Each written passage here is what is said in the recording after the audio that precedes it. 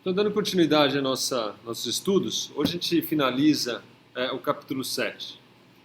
Então, ontem, apesar de a gente ter falado que é entrar na área de carga magnética, a gente acabou não dando tempo, né? Então, hoje eu vou falar aí sobre a carga magnética, as equações de Maxwell na matéria e, finalmente, as condições de contorno na sua forma mais geral aí, que é considerando materiais, cargas livres, né?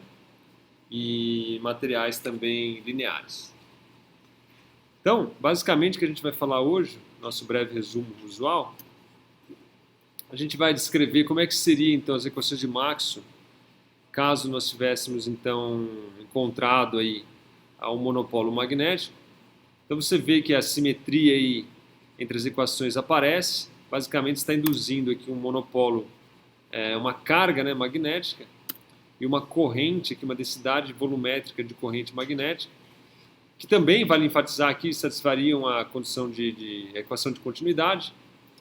E como o próprio Griffith diz, né, essas equações de Maxwell, aí, do jeito que elas estão, elas imploram aí pela existência da carga magnética, visto aí que aparece, né, essa simetria tão desejada aí, que a gente acaba procurando na natureza. Mas, de fato, hoje não é assim que é, né, como a gente já viu. Esse ρm é igual a zero e o Jm ali também é igual a zero. Pelo menos até agora a gente não encontrou essas cargas magnéticas aí. Dando continuidade, a gente vai então deduzir as equações de Maxwell na matéria, basicamente em termos das cargas livres e das correntes livres, e finalmente finalizar aí apresentando as soluções gerais aí das condições de contorno, tanto para a indução elétrica, o campo elétrico, o vetor H e o nosso campo magnético, tá certo? No caso, se você tiver, por exemplo, materiais lineares, então você consegue trocar essas equações, a primeira ali da indução elétrica e a do vetor H, pelo campo elétrico e campo magnético, de forma que a gente consegue escrever as condições de contorno para materiais lineares só em termos do campo elétrico e do campo magnético. Em especial, quando não há carga livre ou corrente livre na interface, a gente tem esses conjuntos aí, onde então as componentes perpendiculares e paralelas, tanto do campo elétrico quanto do campo magnético, elas são contínuas então, certo? Então isso aí é o que finaliza aí o capítulo 7, que é o que a gente vai falar em mais detalhes hoje. Muito bem. Então hoje a gente conclui o capítulo 7. A gente começa aqui então falando da seção 7.3.4, onde então a gente trabalha aqui tentando entender como ficariam as equações de Maxwell na presença de uma carga magnética. Só enfatizando, né, como sempre, que essa carga magnética ainda nunca foi encontrada, então supõe-se que de fato ela não existe, certo? Bom, como a gente pode notar, existe uma simetria bastante clara nas equações de Maxwell, que se destaca principalmente quando a gente tem o espaço livre, certo? Então, quando você tem um espaço livre, ou seja, quando o ρ é igual ao J, que é igual a zero, a gente tem as equações de Maxwell dado por divergente de E igual a zero, divergente de B igual a zero, o rotacional de E igual a menos del B del T, e o rotacional de B dado por μ0 ε0 del E del T. Então, é claro aqui, né, a simetria, que se a gente substituir E por B, tá certo? E o B por menos μ0 ε0, o primeiro par de equações aqui, ele se transforma no segundo par e vice-versa, tá certo? Note que esses incômodos aqui do M0 e ε0 existe, pois a gente está trabalhando no sistema internacional, tá certo? Se a gente trabalhasse, por exemplo, no que chama de sistema gaussiano, aí você não teria esses incômodos. Então a simetria ela é de fato bastante clara aí no caso onde a gente considera o espaço livre. No entanto, quando a gente trabalha aí com cargas, né, essa simetria ela é estragada, tá certo? Porque aparecem na lei de Gauss e no termo aí da corrente na lei de Ampère. Então, quando você tem o ρ0 e o y0, o ρ, que é a densidade de carga volumétrica, né? E o J aqui, que é a densidade de corrente, essa simetria é perdida. É natural, então, imaginar que algo deve estar faltando, tá certo?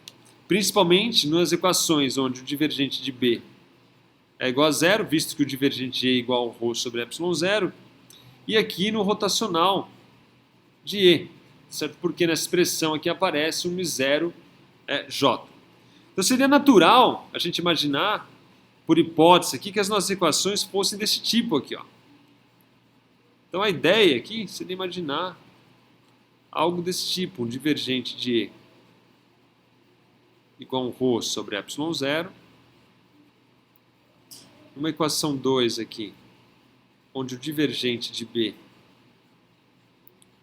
fosse igual a um μ0 ρ magnético. Uma equação 3, onde você tem o rotacional de E igual a menos μ0 Jm menos ΔB ΔT. E finalmente aqui uma equação 4, onde você tem o rotacional de B, que é igual a μ0 J livre. Aqui também é o ρ livre, né? Mais μ0 ε0 ΔE ΔT.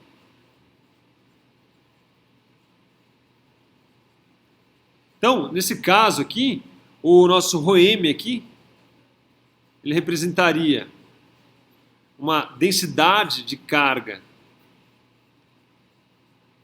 magnética, tá certo?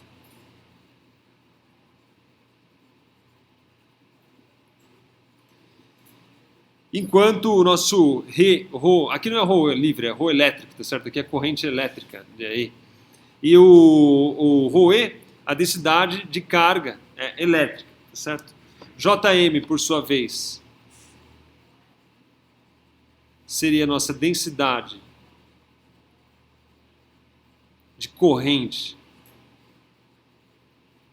magnética. E o nosso Ji aqui seria a densidade de corrente elétrica, tá certo? Ainda assim, pela equação de continuidade, a gente teria, né, que o divergente de Jm seria igual a menos Δρm ΔT, da mesma maneira que nós temos aqui que o divergente do Ji é igual a menos Δρe ΔT. Ou seja, a gente teria ainda assim essa equação da continuidade que a gente já conhece, né, para esse caso aqui, né, mas que a gente não enxerga no caso do magnetismo, porque a gente não consegue detectar essas cargas magnéticas. Agora, desta simetria espetacular, que parece de certa maneira óbvia, e de uma busca bastante intensa, diligente aí pela carga magnética, essa carga magnética ela nunca foi encontrada, certo? Então, até onde a gente sabe, o ρm, de fato, é igual a zero, tá certo? Em todo o espaço. Assim como, obviamente, o Jm também é igual a zero. Então, de fato, o B não está no mesmo pé que o E, certo? Existem fontes estacionárias para o campo elétrico, mas, de fato, nós não encontramos o mesmo para o campo magnético. Então aqui surge, né, mais como uma curiosidade aqui para a gente já se adiantar, caso algum experimental aí nos próximos anos venha encontrar aí as nossas cargas magnéticas. Então, basicamente, o que a gente teria é algo desse tipo. Ou seja, nada do que nós aprendemos estaria contrário, né? Somente o fato de nós termos considerado até hoje a densidade de carga magnética igual a zero.